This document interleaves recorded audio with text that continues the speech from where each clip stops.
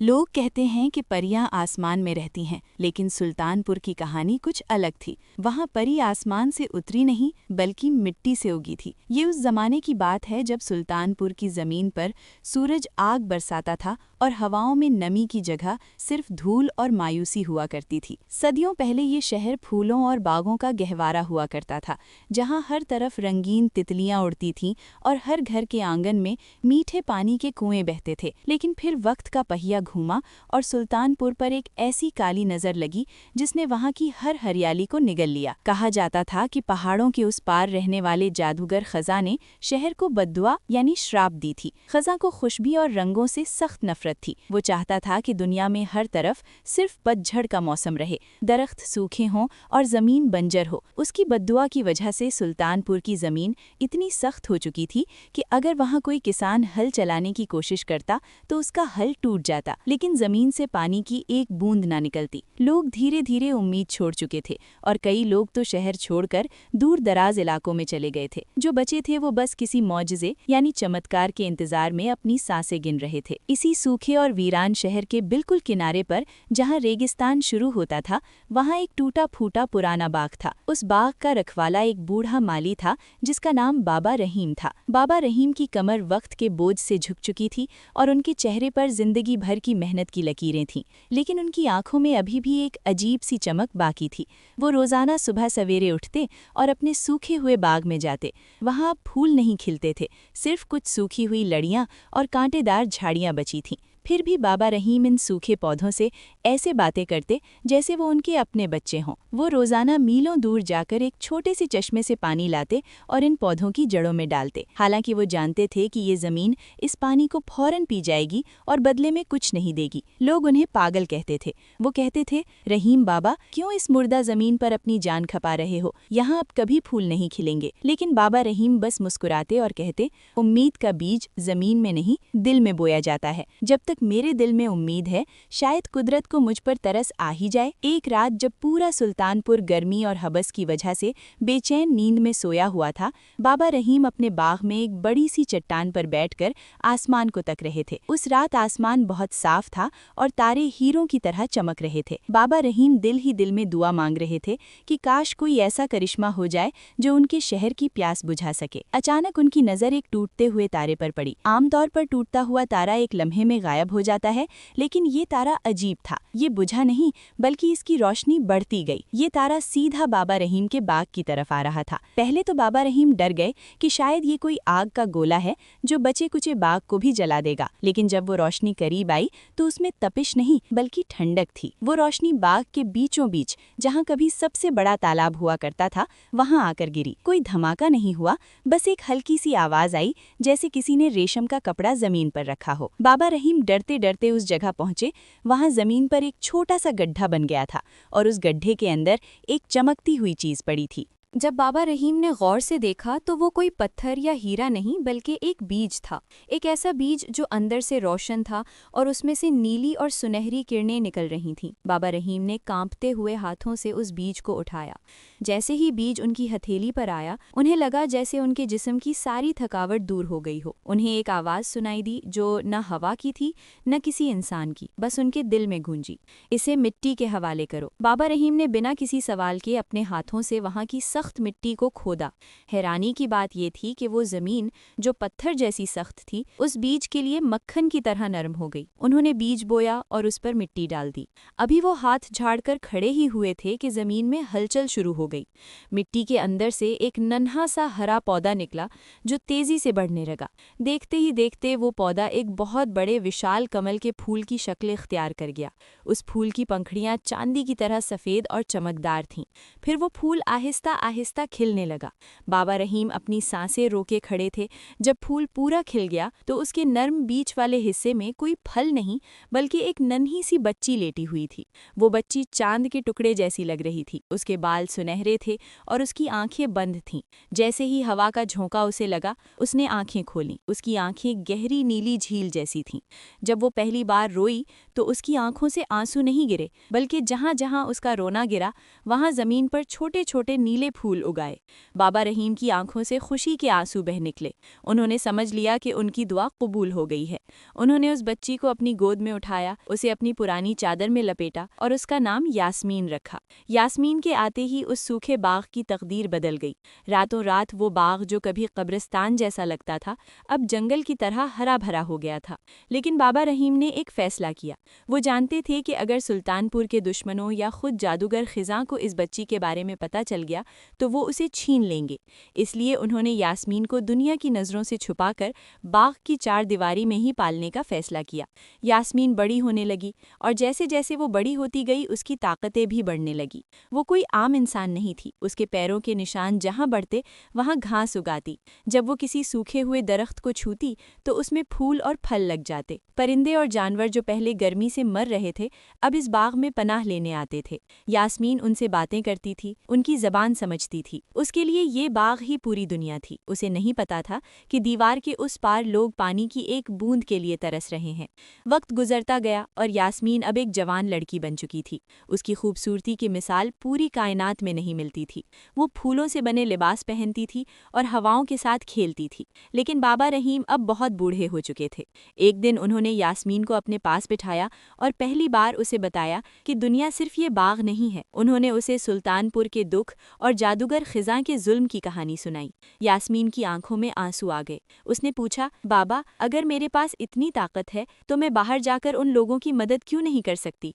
बाबा रहीम ने डरते हुए कहा, बेटी, दुनिया बहुत जालिम है। लोग तुम्हारी ताकत को समझेंगे नहीं, वो तुम्हें इस्तेमाल करने की कोशिश करेंगे। और सबसे बड़ा खतरा खिज़ां है, वो तुम्हारी खुशबू सूंघ लेगा। लेकिन तकदीर को कुछ और ही मंजूर था। सुल्तानपुर का शहजादा आयान एक नेक दिल और बहादुर नौजवान था, लेकिन वो अपने लोगों की तकलीफ देखकर अंदर से टूट चुका था। वो रोजाना अपने घोड़े पर सवार होकर शहर का दौरा करता और हर रोज उसे सिर्फ मायूसी मिलती। एक दिन वो शिकार की तलाश में नहीं बल्कि पानी के किसी नए चश्मे की तलाश में रेगिस्तान की तरफ निकल गया। धूप इतनी तेज थी कि उसका घोड़ा भी निढाल हो चुका था। शहजादे को चक्कर आने लगे और वो बेहोश होकर गिरने ही वाला था कि उसे हवा में एक ठंडी और मीठी खुशबू महसूस हुई। ये खुशबू किसी शराब यानी मिराज जैसी नहीं थी। शहजादे ने हिम्मत करके आंखें खोलीं और देखा कि दूर एक हरी भरी जगह नजर आ रही है। वो मुश्किल से चलता हुआ वहां पहुंचा। जब वो बाबा रहीम के बाग की टूटी हुई दीवार के पास आया तो उसे यकीन नहीं आया कि वीराने में ऐसी जन्नत भी हो सकती है। वो अंदर दाखिल हुआ और पहली चीज जो उसने देखी वो एक झील थी। वो पानी पीने के लिए झुका और पानी पीने के बाद जब उसने सर उठाया तो सामने यास्मीन खड़ी थी। यास्मीन ने जिंदगी में पहली बार बाबा रहीम के अलावा किसी मर्द को देखा था। शहजादा आयान उसे देखकर दंग रह गया। धूप की किरणें यास्मीन के सुनहरे बालों से छन कर आ रही थीं और उसके आसपास तितलियां मंडला रही थीं। शहजादे को लगा शायद वो मर चुका है और जन्नत में है। क्या तुम कोई परी हो? शहजादे ने धीमी आवाज में पूछा।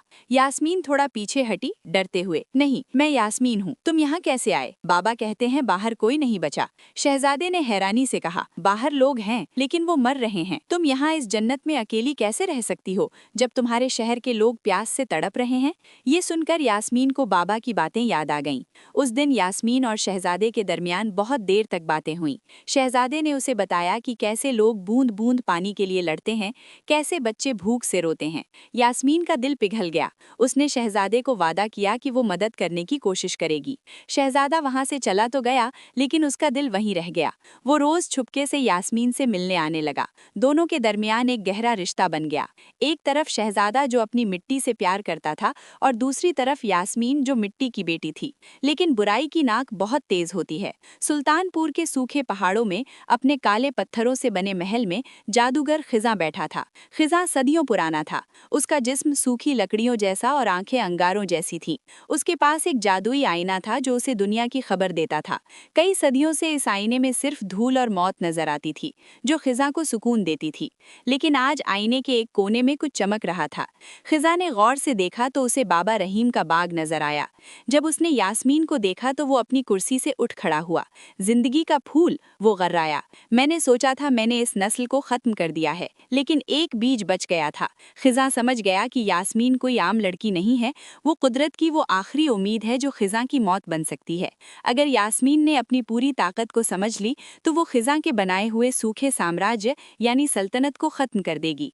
लेकिन अगर खिज़ां ने यास्मीन की ताकत को चूस लिया तो वो अमर हो जाएगी। जाएगा। खिजा ने अपनी फौज तैयार की। ये फौज इंसानों की नहीं थी, बल्कि बॉन्डर और अंधेरे साये की थी। अगली सुबह सुल्तानपुर का मौसम अचानक बदल गया। सूरज गायब हो गया और आसमान पर गहरे बैंगनी और काले बादल छा गए। हवा में चीखने की आवाज़ें आने लगीं। बाबा रहीम जो बाग में काम कर रहे थे, उन्होंने हवा का रंग बदलते देखा तो समझ गए कि वो वक्त आ गया है जिसका उन्हें डर था। उन्होंने यास्मीन को आवाज़ दी, बेटी छुप जाओ, खिजा आ रहा है। लेकिन तब तक बहुत देर हो चुकी थी। खिजा का एक बहुत बड़ा साया बाग के ऊपर आ गया। बाग के फूल जो हमेशा खिले रहते थे, वो खिजा की जहरीली हवा से मुरझाने लगे। यास्मीन ने जब अपने प्यारे फूलों को मरते हुए देखा तो वो रोने लगी। इधर महल में शहजादे आयान ने जब ये तूफान देखा तो वो समझ गया कि ये हमला शहर पर नहीं, यास्मीन पर है। उसने अपनी तलवार उठाई, अपने घोड़े पर सवार हुआ और तेज़ी से बाग की तरफ दौड़ा। रास्ते में तेज़ हवाएं उसे रोकने की कोशिश कर रही थीं, रेत उसकी आंखों में घुस रही थी, लेकिन शहजादे ने रुकने का नाम नहीं लिया। जब वो बाग पहुंचा तो मंजर भयानक था। बाग की दीवारें टूट चुकी थीं, खिजा हवा में मौल्लक था और उसके हाथों से काली बिजलियां निकल रही थीं जो बाग को जला रही थीं। बाबा रहीम ज़मीन पर गिरे हुए थे, शायद बेहोश, या शहजादे का दिल दहल गया। यास्मीन एक दरख्त के नीचे दुबकी हुई थी, डर से कांप रही थी। शहजादे ने ललकारा, खिजा रुको, तुम्हारा मुकाबला मुझसे है। खिजा ने नीचे देखा और एक भयानक हंसी हंसा। एक मामूली इंसान मुझे रोकेगा? खिजा ने अपनी उंगली हिलाई और एक तेज़ हवा का झोंका शहजादे को लगा, जिससे वो घोड़े समेत दूर जा गिरा। शहजादा जख्मी हुआ, लेकिन फिर उठ खड़ा हुआ।